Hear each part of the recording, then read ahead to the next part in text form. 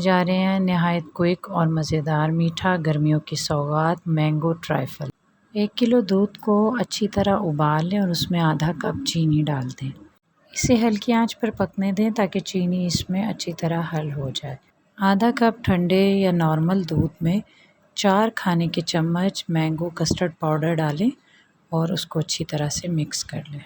इस आमेज़े को उबलते हुए दूध में चम्मच चलाते हुए डालते जाएं और फिर हल्की आंच पर चंद मिनट हिलाते हुए पकाएं ताकि मतलूबा हद तक कस्टर्ड गाढ़ा हो जाए। अब शीशे के जिस बाउल में आपने ट्राइफल तैयार करना है आधा कस्टर्ड उसमें डाल दें और उसमें ठंडा होने दें और बाकी आधा सॉस पैन में रहने दें। हम क्रीम को अच्छी तरह से व्हिप कर लेंगे जब तक कि उसकी पीक ना बन जाए। इस दौरान इसमें 2 चम्मच पिसी हुई चीनी भी मिला दें और बस उसके बाद इसे ठंडा होने के लिए मज़ीद फ्रिज में रख देंगे।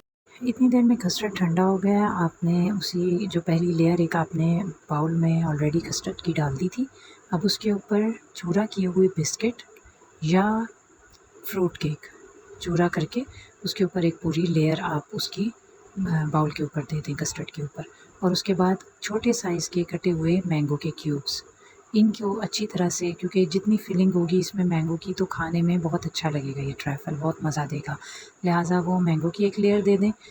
व्हिप क्रीम को किसी पाइपिंग में करके और उसके बाद तीसरी लेयर इस पर व्हिप क्रीम की आएगी। स्पैचुला से इसको लेवल कर दें। उसके बाद हम इस पर दोबारा से कस्टर्ड डालेंगे, एक लेयर कस्टर्ड की देंगे इसके ऊपर। बाकी का तमाम कस्टर्ड डालकर उसे स्पैचुला से लेवल कर लें। उसके बाद उस पर डेकोरेशन करेंगे उसी व्हिप क्रीम से जिसे हमने पाइपिंग में कर लिया था। किसी भी अंदाज़ में चाहें इसे डेकोरेट कर लें और उसके बाद आम के क्यूब्स के साथ इसकी डेकोरेशन को फ़ाइनल कर दें।